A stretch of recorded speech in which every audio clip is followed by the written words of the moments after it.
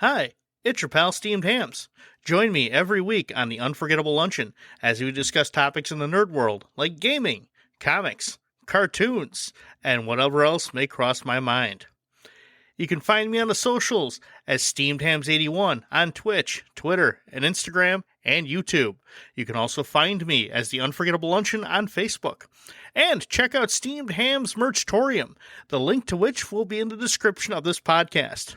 The Unforgettable Luncheon, nerd comedy at its okayest. When you think of superhero origins, where do you think of? New York? LA? Boise? But how many superheroes came out of New Jersey? 3, but we're not talking about Blunt Man and Chronic today. Today, we're talking about the Toxic Avenger, New Jersey's first superhero, on the Unforgettable Luncheon.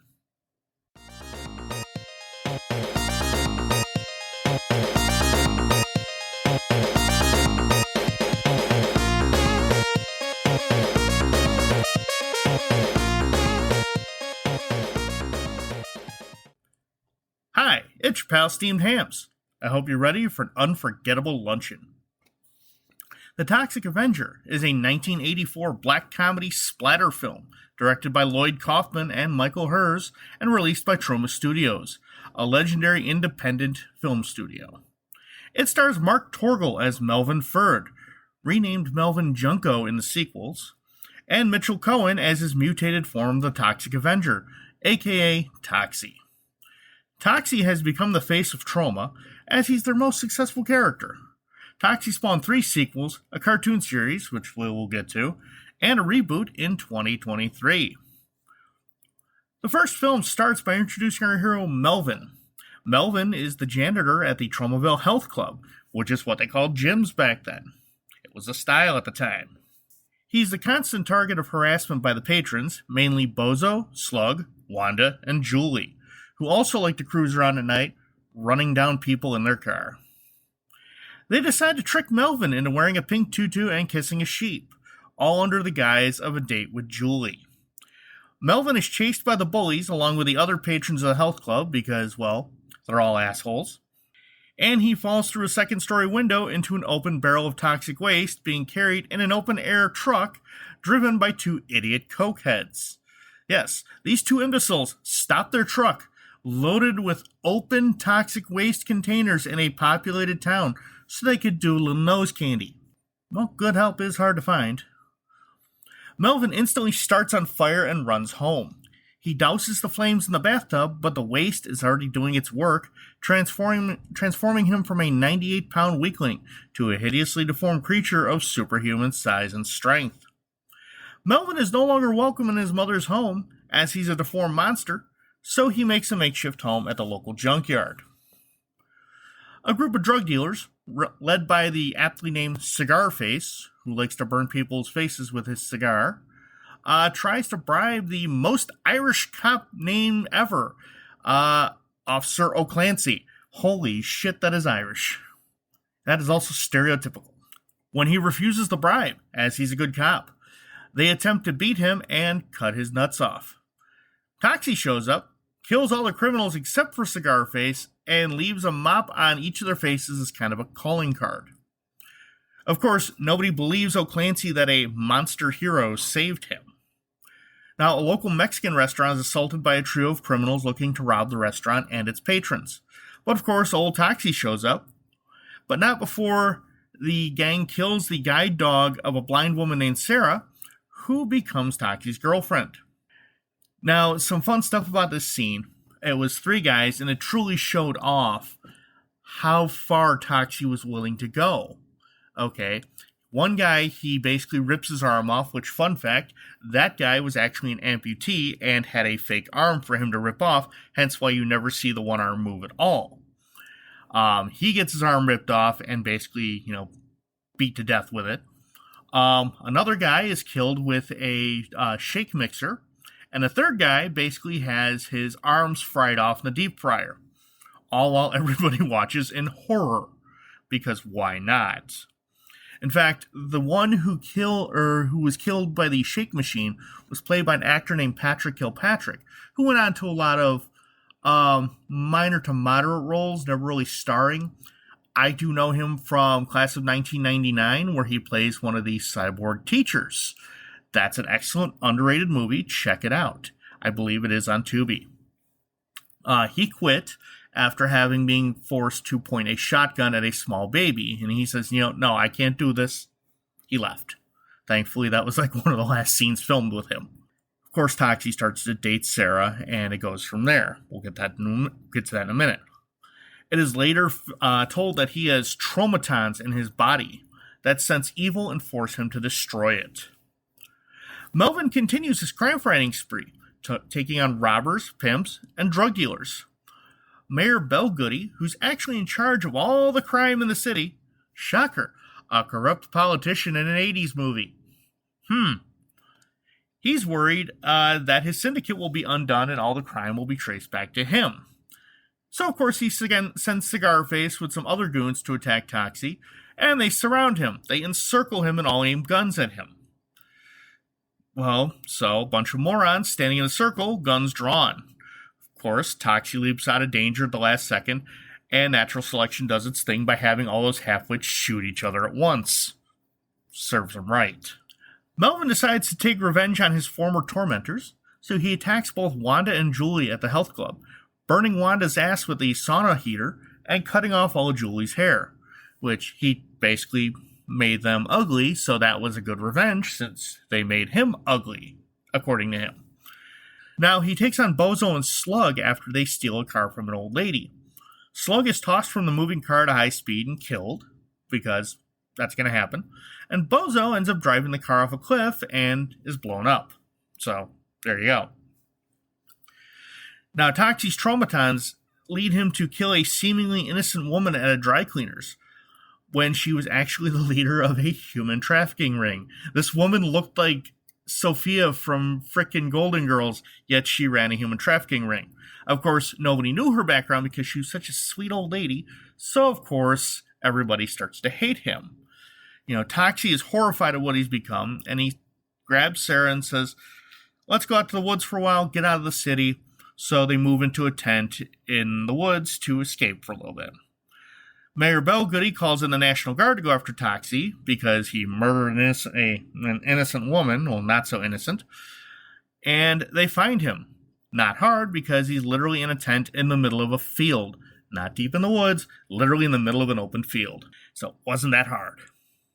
Now, the mayor and the National Guard attempt to kill him, but the townspeople and Toxie's own mother come to his defense. Everybody learns that the mayor is crooked as they come, and Toxie disembowels him. Everybody sees Toxie for the hero he is, and he continues to fight crime in Tromaville. The end. Or is it? The Toxic Avenger Part 2 was released in 1989. It continues Toxie's story, albeit with a few changes. Toxie's last name has been changed to Junko, and his blind girlfriend's name changed from Sarah to Claire. Other than that, business as usual. Tromaville is crime-free thanks to Toxie. Claire gets Toxie a job at the Tromaville Center for the Blind. All is well. Or is it? Apocalypse Incorporated, a New York-based chemical company, thinks Tromaville is the best place for their new dump site. They blow up the Center for the Blind because bastards. Toxie and Claire are the only survivors. Toxie takes on and defeats the Apocalypse Inc. thugs that come to clean up the mess. The chairman of Apocalypse Inc. is none too pleased because, well, his goons were killed. He has his right-hand woman, Mona Malfair, call a meeting with the board of directors and to fire the entire personnel department because obviously they hire, substandard goons. Yeah, he's a tough boss. They find out that Toxie's dad left when he was a baby. One of Mona's girls poses as Toxie's psychologist and tells him to go to Japan to search for his father. He's not sure as he would be leaving Claire in her time of need. Claire tells him to go to Japan, that she'll be okay. Toxie takes a windsurf board to Japan because, well, budget and comedy. He emerges from the sea, Godzilla style, and startles everyone. Now you think in Japan they'd be used to monsters coming up from the ocean, but, hey. He saves Masami, a young woman, from some thugs. She agrees to help him find his father. Meanwhile, back in Tromaville, Apocalypse Incorporated starts a hostile takeover of the town. People who stand against them are either beaten and or killed. Back in Japan, Masami and Toxie find Big Mac Junko. Toxie is excited until Masami sees a shipment of fish dropped, and the fish are filled with cocaine. Was that like the drug of choice for movies back then? Cocaine? I mean, you didn't have like heroin. Weed was still a bad thing back then, but okay. It turns out that Big Mac was a drug-dealing Yakuza leader. Toxie battles both Yakuza enforcers and kabuki fighters, because Japan, we have to go all out on pissing off everybody. Toxie whoops everyone's asses until it's just him and dear old dad. But Big Mac has a trick up his sleeve. A bottle of anti-traumatons, which will kill Toxie. Toxie kicks the bottle out of Big Mac's hands and pushes him into a fish butcher, who chops him up in all the excitement, getting confused. The bottle breaks, poisoning Toxie. Masami takes him to a sumo gym where he heals and learns sumo wrestling. Toxie returns to Tromaville to find Apocalypse Inc. messing with everyone. He stops Malfair's girls from, bad girls as they call them, I'm sorry, they were called bad girls, from assaulting Claire. The chairman hires a motorcycle rider named Dark Rider. See, they were doing a top-notch job on that script, guys. To strap some nitroglycerin to his back and destroy Tromaville by riding into City Hall, because that'll destroy Tromaville. Toxie commandeers a taxi and gives chase. He forces the rider into a house, killing him, so saves Tromaville. A man reveals himself to be Toxie's father. The Yakuza guy was Big Mac Bunko, who had stolen his father's identity. Run out of town, the chairman and Malfair unsuccessfully attempt to hitch a ride back to New York. The end once again? No. The Toxic Avenger Part 3, The Last Temptation of Toxie, was also released in 1989. This installment follows Toxie as he attempts to get a normal job to pay for Claire's sight restoration surgery, which will cost exactly $347,000. Now, this film was actually made up of stuff that was filmed for Part 2, but Part 2 is going to run about 4 hours long, so they chopped this up and made a movie out of it. Hey, what can you do? It's like making a good dinner on leftovers. Crime is at an all-time low in Tromaville, so Toxie attempts to get a normal job to, stave off depression. He fails at jobs such as babysitting and auto mechanic. But let's be honest, I mean, as much of a hero as he is, do you really want to leave your children with somebody who's going to give them nightmares just with his appearance? I mean, this is why I don't babysit. I don't want kids to be scared to death for the rest of their life, because we all know I have a face for radio. He reluctantly takes a job with Apocalypse Inc., the guys he took on in the previous movie. He becomes their spokesman, which puzzles and troubles the people of Tromaville because he battled them, now he's shilling for them. But he's doing it for the surgery, as you always see in the movies. The good guy makes a deal to help someone out that almost always ends badly for the good guy. Hell, he signs the damn contract in blood. I mean, I've worked for some crappy companies, but I've never had to sign in blood. Yet. Claire gets her surgery, sees Toxie for the first time, and falls even more in love with him. I mean, if I did that, I wouldn't have the girl falling more in love. She'd run off and run into me like 5 years later and say, "Oh, it's good to see you. That's not what you said the first time you saw me." Now, Toxie's ego inflates, and it being the 80s, he becomes a yuppie. Claire can't get through Toxie's thick mutated skull that something's up. Only when he sees a group of kids damaging one of his posters does he realize the error of his ways. He vows to clean up Tromaville once again. He earns Tromaville's trust by killing a gang of Apocalypse Inc. goons, holding people hostage at a video store. Hey, remember video stores? Those were fun. I still see a couple out in the wild, surprisingly. I mean, they're obviously not as prevalent as they were back then, but, I miss going to video stores. You go there, you got a few extra bucks, you're like, hey, I'm going to rent a game, or I'm going to rent a movie, and you end up renting something that, hey, I've never seen this. You rent it and it's always hit or miss. I've rented movies where I'm like, oh, I'm excited to see this. And you're like, that was crap. Or you're like, I don't know, maybe I'll try this movie. And it's like, dude, this is the greatest movie ever made. I must worship it now.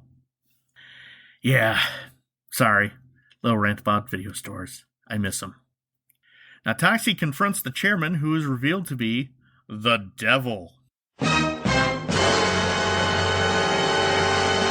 He challenges Toxie to his favorite video game, 5 Levels of Doom.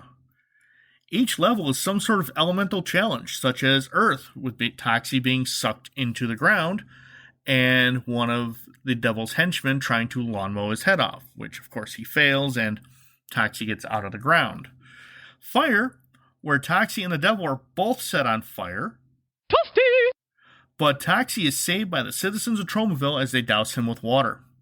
Toxie, in true Troma film fashion, extinguishes the devil by peeing on him.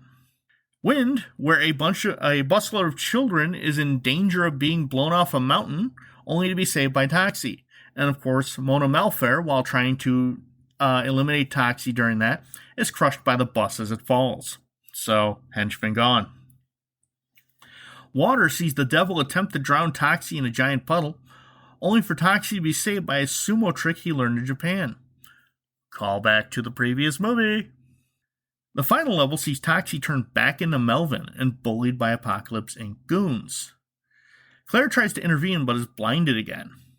Claire finds the contract in their home and learns that there's an escape clause that terminates the contract by act of God. An angel, disguised as a messenger, hands Melvin a scroll and it starts to rain. Wait a minute. Earth, fire, wind, water, and technically heart? Was he trying to summon Captain Planet? Is that how he's going to save Tromaville?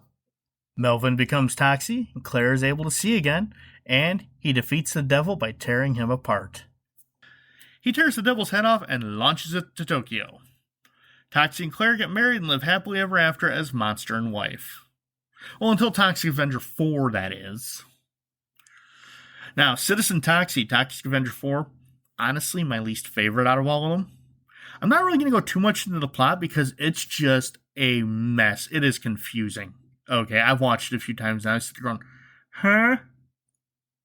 Now, released in 2001, it follows Toxie as he switched places with his alternate reality doppelganger, the Noxious Offender, aka Noxie, after an explosion while battling a gang called the Diaper Mafia, who has taken over the Tromaville School for the Very Special. Yes, this movie goes over the line even where Troma is concerned. And that's a lot.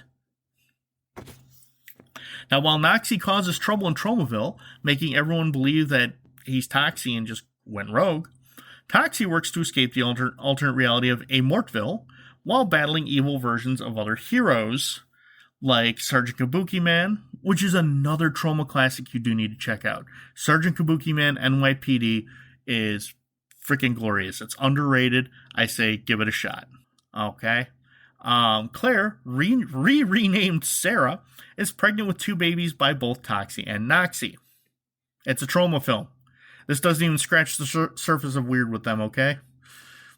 Of course, Toxie makes it back, defeats Noxie, and lives happily ever after with Claire/Sarah, and their baby who defeated the evil baby in the womb because, why not, Troma film. And for now, that's the last of the films in the series. Now, a 2023 reboot is in the works starring Peter Dinklage as Toxie. Now, I'm honestly curious to see how that movie is when it comes out. I want to see what they do with it. Now, it being the 80s, early 90s, attempts were made at making children's cartoons out of very R-rated properties. Honestly, in the 80s, I think every major star had a cartoon where he either battled ridiculous villains with some super team, like Chuck Norris Karate Commandos, where he battled Super Ninja. I'm not even making this up. Look it up.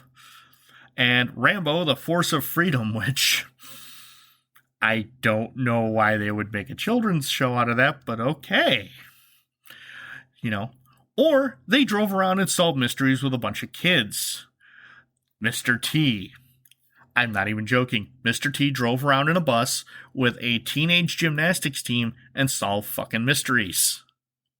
Okay, this is where they got the plot for Mike Tyson Mysteries, which is a great show. Fight me. Now, we discussed RoboCop before and the insanity that resulted from that. What was RoboCop doing wearing fucking roller skates? That's what I want to know. Now, with Toxic Crusaders, which ran for one whole season, 13 episodes, in 1991, was actually pretty good by very early 90s cartoon standards. It follows Toxie, his sentient mop, and his team of mutated heroes as they attempt to protect Tromaville from alien invaders from the planet Smogula, who are trying to pollute Earth enough for it to be livable to them. His team included Nozone, a test pilot who flew through a hole in the ozone layer and crashed into a silo of radioactive pepper. He now has superpowered sneezes. Yes, with the exception of Toxie, whose origin in this very closely matches his movie origin, obviously cleaning it up a little bit. The origins for all these characters are fucking ridiculous. Now, Major Disaster was a soldier who gained the ability to control plant life after falling into a radioactive swamp. Yeah, he's totally not Swamp Thing. And my other question is, an active duty soldier gains these powers. How did the government not kidnap him and say, we're going to study him? Isn't that how it would really happen? Come on. But it's a children's cartoon, so Yeah, so next is Headbanger. He's the fusion of mad scientist Dr. Bender and surfer dude and messenger boy Fender, who fell into an atom smasher and were fused into a two-headed mutant. Dr. Bender, of course, getting a mutated look similar to Toxie, while Fender kind of kept his human appearance, which was a great show, how opposite they are. Now, they originally worked with the villains when they were trying to put a manner of poison into the food supply in Tromaville, but they defected when they learned that girls like the Toxic Crusaders better. So, yeah, not every woman likes bad boys. And I'm not making this up either, trust me. Finally, we have Junkyard. He's the fusion of a junkyard dog and a homeless man who took shelter in the dog's toxic waste-covered doghouse that was struck by lightning during a storm. Now, Toxie's girlfriend in this has been renamed Yvonne. She's supposed to be Claire/Sarah, but is only nearsighted and not blind. She's often playing the accordion and singing terribly, because that's the joke. She's good-looking, but no talent. Now, Toxie and pals battle Dr. Kilimoff from the planet Smogula. He wears a breathing apparatus that gives him a somewhat human appearance. His two running gags are correcting people and they don't call him Dr. Kilimoff, and not listening to his sidekick Psycho, as his predictions are usually correct and are spoilers as to how the Toxic Crusaders will defeat Kilimoff. That's Dr. Kilimoff! Sorry. Yeah. Now, he has a limitless supply of goons called Radiation Rangers, who do all the dirty work and battle the Toxic Crusaders directly. Kilimoff's other henchman is Bonehead, one of Melvin's bullies who was a human, and Toxie tossed into a vat of acid rain during a fight, mutating him. Now, he's meant to be Bozo from the original film. He's an idiot, but that's about par for the course for cartoon villains. Many other one-time villains showed up, but never made more than one appearance, as the show only ran for 13 episodes. Now, this is one I wish actually had a longer run, but you had a lot of these back then. You had these shows that were based on properties, made toys and everything, but they only ran for a friggin' season. Dude, maybe if you let them run longer, stuff would catch on and you'd have better sales. But no, they want their money now. It's my money, I want it now. Okay, J.G. Wentworth. Now, The Toxic Avenger was a low-budget horror comedy that grew into a cult icon, spawning a pretty good franchise in my book. There was even a staged musical version of the film, which I have yet to ever see. Now, as I said, the series is getting a reboot this year, so I'm curious to see what direction it goes in. Well, that's it for another Unforgettable Luncheon. I hope a good time was had by all. You can find me on Facebook as The Unforgettable Luncheon, on Twitch, X, which was formerly known as Twitter, Instagram, YouTube, and now TikTok as SteamedHams81. Reach out to me. Tell me what you think. Give me some feedback. And if you like what you hear, tell your friends. You know, I love to spread the madness. Don't forget to check out my merch store. Links for all of these are in the description of this episode. I'm your host, Steamed Hams. Join me next time when the topic will be something nerdy.